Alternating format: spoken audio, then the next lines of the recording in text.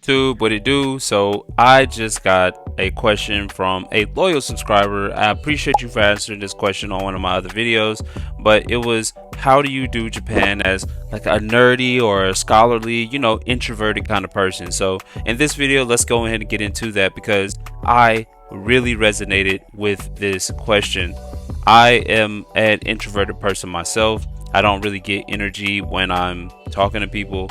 I much rather go home, be in my computer, game, make videos, even go to the gym. Just do the stuff I like to do that is not with people. And in Japan, I will say that they're way more accepting of you being that introverted person. If you want to, you really don't have to speak to anybody at any time. Like, I'm not even joking. So with that being said, how do you date in Japan? How do you socialize in Japan as an introvert? I got you. Here we go. Number one, you need to warm the plate up. Just put it in a microwave for like 10, 20, 30 seconds. Now, what do I mean by this? I don't mean actual food. I mean, you need to actually warm up to people and meet them on apps like Hello Talk. This is a language exchange app. You can meet all different types of people on here that want to learn English, but you need to be learning Japanese. Just the reality. Like 99% of the people in Japan, guess what? Speak Japanese. And if you can't talk to anybody, how in the world are you going to meet anybody? How are you going to date? So number one has to be get on Hello Talk, have conversations with people, make friends. They could be boys, they could be girls, but check this out. If they are, like, say, a dude, you can go out with them, you can meet their friends, and they can show you how to meet girls in Japan. Or you can set up a date with a Japanese woman that you're exchanging languages with. Now, this is not a dating app, so let's be clear. You can also go and make friends, which you probably should do. And then you could meet her friends, and then it's a warm environment for you that didn't require you to be this super social, super extroverted person. You know what I'm saying? I hope that makes sense for you. All right. Now let's get into number two, because number two has a couple of different parts to it, right? And here it is. Meetup.com. That's one of the best apps to meet people. Literally. Like, if you're not from the country, then this is a really good app to just meet people. You can talk, you can meet. I think they have ways that you can message people. I don't really 100% know. I've never paid for it personally. I just kind of used it while I was in Japan to go play basketball. But they have these different things, right? They have these two specific events that I think are the best. If it was me, I would do number one, the international meetups, because the international nights that these bars or whatever have, they are there so that you can meet people from different cultures. And if a Japanese person wants to be involved in a different culture, they would go to this. But you can also get some English speakers there, and you can go and socialize. That's the whole point of the event, is to socialize. I'm gonna come. You can go socialize and be selectively social with somebody that you like. Somebody that you want to talk to. You don't have to talk to a lot of people. Just talk to one or two people, and it'll be cool, bro. I promise, it'll be cool. Talk to one or two people. Maybe meet somebody more social than you, and then they can introduce you to other people, and then they can do all the heavy lifting while you just sit back, collect the rewards. All right, that's number one. That's the one way on Meetup. The number two way is, if you don't want to have any responsibility at all, you want to be match made instead of going and meeting people yourself, that's fine. Let's go to an English only cafe. And in here, people can only speak English, and they match make you, I think maybe 3 or 4 people at a table, depending on how many people are there. And everybody practice their English with each other.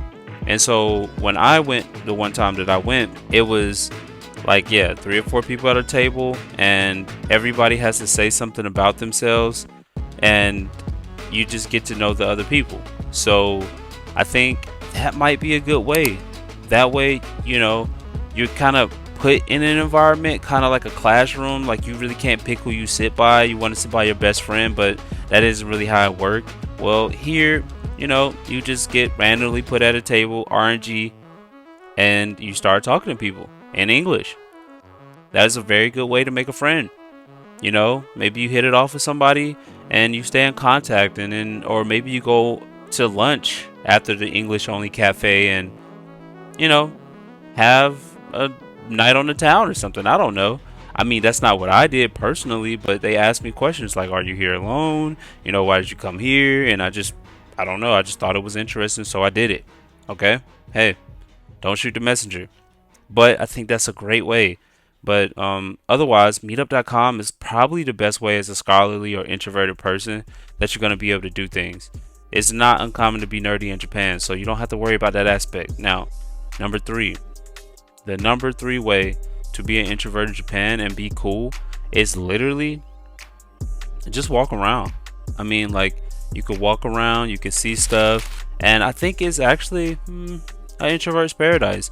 Like, I really like going around and just not having to talk to anybody. You don't have to talk to a server, unless they ask you what you want, and that's pretty much about it. You don't have to talk to anybody, you don't have to do anything. You can walk around with your headphones in. You don't have to worry about crime. You don't have to worry about cops. You don't have to worry about violence. You don't have to worry about anything. And just walking around, seeing the different sites, seeing the different people, and seeing the different architecture, I don't know, feels good. So it wasn't really an issue for me to be an introvert in Japan. Now, the last way that I could tell you as an introvert and meeting people, I would have to say, obviously, it's gonna have to be dating apps. Dating apps are the number one way. Well, number four way. Okay, this is more of a hyper selected type of way of doing things, because on there you can say, hey, I'm in town, and a lot of people are going to be in town. You can meet up with them one-on-one, or maybe even 2v2 if you got a friend that you came with or something like that. But meeting people on dating apps is probably the best way. That's where you're going to find the gaijin hunters. And I know a lot of people talk bad about gaijin hunters, but hear me out. Please hear me out. They're going to take you somewhere. Okay, they're going to take you somewhere where they know people and they're very familiar with the area. And sure, you're only there for a month, a week, 2 weeks, whatever, but you'll have an experience at least. So if you really, really want to do it that way, you could just go on the dating apps, match somebody. They might speak English, you might speak a little Japanese. Y'all can meet each other in the middle. Now, optimizing your dating app, hey, that's completely on you. I am not wanting to optimize any of that stuff. I really don't care at this point. I just don't. But if you want to meet people as an introvert, 100% would use the dating app and use that as like a last option because it has the least flexibility, So that's my way to survive Japan as an introvert. If you got something or know somebody that has other tips, leave it in the comment section below. And if you have more questions about Japan, look, bro, use me as a resource. I'm here to answer them. And if you can't get it answered from me, I definitely know somebody that has an answer. So y'all let me know, man. But I appreciate y'all watching the video. This is the survival guide to Japan as an introvert. Let's get it.